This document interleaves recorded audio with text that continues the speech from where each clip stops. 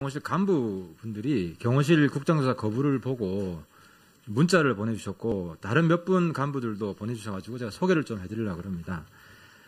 지금 분통이 터진다. 청와대 경호실이 경호 보안상 이유로 국정조사 거부한 것은 말이 안 된다. 강남 아줌마에 불과한 최순실이 관저 등 청와대를 휘젓고 다녔는데 왜 국민을 대표하는 국회의원이 못 들어가느냐. 그래도 이런 말씀을 하셨습니다. 청와대 경호실은 청와대에 출몰하는 오소리가 몇 마리인지도 다 체크한다. 그런데 최순실이 들어오는지 나가는지도 모른다는 것은 정말 전직 경호원 출신들로 치욕스럽게 생각한다. 이 말씀을 좀 전해드리겠습니다. 네, 잘 알겠습니다. 질의하시죠. 계속 질의 드리겠습니다. 오전 제가 질의한 것을 종합해 보면 대통령께서 대통령의 이제 개인적인 사생활 때문에 국가 위기가 초래될 수 있다는 확실한 증거들이 나온 것 같아요. 그러니까 대통령이 생활 습관이 아침에 일어나서 바로 몸단장을 하지 않는다는 겁니다. 대외 일정이 없으면 그냥 있다가 무슨 일이 터지면 그때서야 무용사를 부른다는 거예요. 근데 대통령이라는 것은 대통령이 되었으면 국가에 맞게 자기의 생활 습관을 바꿔야 됩니다. 왜냐하면 국가에 언제 무슨 일이 터질지 모르는데 바로 출동 대기를 해야 되는 거 아니겠습니까? 그래서 대통령은 세월호 터질 때도 나중에서야 미용사를 불렀고 북핵 실험이 있었는데도 총리는 30분 만에 소집하는데 대통령은 3시간 만에 소집을 했단 말입니다. 그 안에 분명히 근데 제가 여기서 우리 전 의무실장한테 질의 하나 할게요. 대통령한테 매일 혈압이나 체온 같은 걸 재야 되지 않습니까? 그렇게 해야 된다는 규정은 없습니다. 그럼 어떻게 했습니까? 필요에 따라서 했습니다. 그럼 보통 몇 시에 했습니까? 부르실 때 같습니다. 예? 부르실 때 같습니다.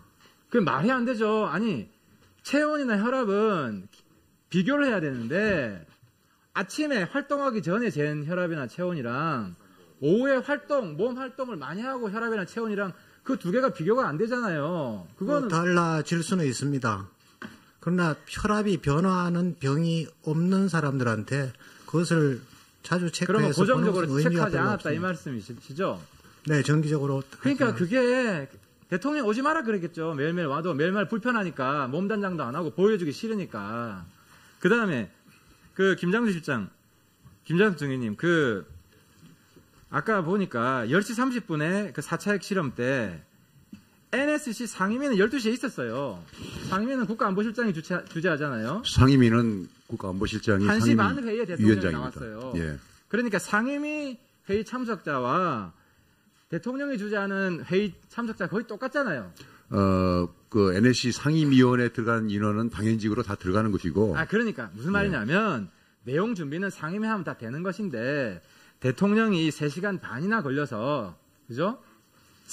3시간이나 걸려서 회의 나온 거는 아까 말씀하신 게 안 맞단 말이에요. 그럼 상임위는 바로 1시간 반 뒤에 소집이 가능하고 거기에 대통령만 오면 내용적으로는 NSC 회의랑 똑같은 거 아니에요. 그렇기 때문에 총리는 30분마다 NSC 회의를 주재한 거 아닙니까?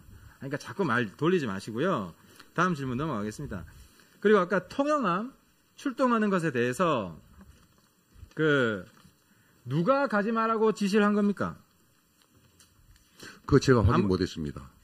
안보실장이 그것도 몰라요? 아니 누가 가지 말라고 한 적은 없는데. 아니 한번 물어볼게요. 아니 통영함이 출동하는 거를 10시, 11시에 긴급 지원 지시를 했고 제가 받은 자료에 보면 출동이 확실하기 때문에 대우조선해양 통영함을 만들고 있는 그리고 방위사업청 해군참모총장 황기철이 당시에 세월호 구조지원본부장이었어요. 그잖아 맞죠? 해군 측 본부장입니다. 본부장이 아닙니까? 해군 측입니다. 예. 그러니까 이걸 준비해서 참모총장을 출동하라고 했어요. 그죠? 대통령은 뭐라 그랬어요? 한 명이라도 다 구해라. 샅샅이 수색해서 다 구해라. 모든 수단과 방법을 다 동원해서 구해라고 했지 않습니까? 예. 대통령이 그 말을 했기 때문에 해군 측에 지원본부장을 임명을 했고 황기철 총장은 이게 자기가 도울 수 있는 것이다. 조금이라도 도우겠다 해서 이 통영함 출동을 명령했지 않습니까? 그럼 이 명령을 해군 참모총장이 명령을 했는데 이걸 못 가게 막은 게 대통령 지시였습니까? 아닙니다. 누구 지시였어요? 그런 지시 일체 있었습니다. 그러면은 이 통영함이 출동 준비를 하고 있다. 이거를 보내야 됩니까? 말아야 됩니까? 김장수 실장이 대통령한테 그때 보고했습니까? 아니, 그거는 대통령께 보고할 감도 아니고요. 그 해군 참모총장이 알아서 출동을 시키면 되는 겁니다. 아니 그럼 누가 지시를 했어요? 가지 말라고. 해군 참모총장은 간다고 이렇게 각서까지 출동 합의 각서까지 다 썼는데 구조 참가한다고 이걸 누가 막았어요? 누가 지시했어요? 해군 총장이 지시했겠죠, 그건요. 제가 안보실장이 몰라요? 안보실장이 통영함이 누가 가라 그러니까 저는 세월호 불상사, 세월호 비극의 가장 큰 책임이 안보실장한테 있다고 생각합니다. 왜냐하면은 우리나라 안보 개념이 노무현 정부 때부터 포괄적 안보로 다 바꿨어요. 대북 안보뿐만 아니라 국내에 대량 재난이 일어나도 이걸 안보적 상황에 입각해서 처리를 해야 돼요. 왜냐? 해경 역량만으로, 해경 자원만으로 감당이 안 되는 사고거든요. 그래서 대통령이 모든 수단과 방법을 다 동원하라고 했을 때 안보실장은 해경 말고 어떤 수단과 방법이 있는지 다 고민을 했었어야 됐어요. 그래서 통영함뿐만 아니라 해군의 자원들이 있잖아요. 그 SSU, UDT-CL 같은 특수부대, 잠수부대들이 있고 또 치누크 헬기도 전화 한 통이면 오잖아요. 그죠? 그리고 배도 더 큰 배도 있고 그리고 해군이 과거에 그 해양 구조에 성공한 사례가 많이 있죠. 내가 물어볼게요. 93년 서해 페리오 사건에서 해군이 구조 작업에 투입돼서 292명 사상자 전원 인양한 거 맞습니까? 틀립니까? 예, 맞잖아요. 예. 99년 북한 밤 장투조 인양 작전 수행하면서 순수 국내 포화 잠수 기술로 해저 150m 선체를 인양해서 기네스북에 올랐다. 우리 해군의 실력이 맞습니까? 아닙니까? 맞죠? 맞습니다. 2008년 제주 해경정 구조에서 포화 잠수 기법을 이용해서 수심 80m의 해경정 확인하고 성공적으로 다 구조했다. 맞죠? 예. 천안함도 다 올렸잖아요. 예. 무슨 말이냐? 해군은 해경이 보유하지 못한 엄청난 능력을 가지고 있어요. 그리고 대통령의 지시 정신이라면은 컨트롤 타워였던 김장수 실장이 당시에 이것은 해경만으로 안 된다. 해군도 투입이 돼야 된다. 라는 그런 판단은 김장수 실장이 했어야 되고 그걸 대통령한테 승인을 이끌어냈어야 됐어요. 대통령한테 해군도 투입할까요? 충분히 해경보다 더 큰 역량이 있습니다. 대통령한테 보고한 적 있습니까? 없습니까? 해군이 투입한다는 것은 처음서부터 대통령께 보고가 됐습니다. 그럼 대통령이 그걸 거부했어요? 아니죠. 대통령이 거부할 리가 없죠. 그런데 왜 해군이 투입 안 됐습니까, 그럼? 그러니까 그거는 이제 국방부 장관하고 해군 참모총장하고 어떤 관계인지 모르지만은 그거는 원래가 아닙니다. 잠깐만 들어보시죠. 통행함 자체가 최초에 진수할 때부터 전력화하는 과정에서 다소 문제가 생겼던 배입니다, 이게. 그래서 저는 통행함이 지금 현장에 투입해가지고 이게 작전을 수행하는 데는 다소 어느 정도 문제가 발생한 모양이구나. 통행함을 투입해야 한다, 무슨 함을 투입해야 한다 말은 대통령께는 보고를 안 드리죠. 왜 해군 투입한다는 걸 보고를 드렸죠. 아니요. 대통령님도 다 아시고 해군은 당연히 투입되는 것이고 그게 포괄적 안보라는 방금의 하태경 의원님이 말씀하신 게 맞습니다.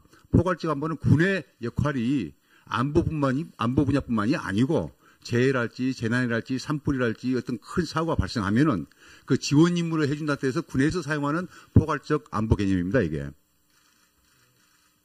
그래서 그러한 사고가 발생할 적에는 당연히 해군이 투입된다는 것은 그건 기본입니다.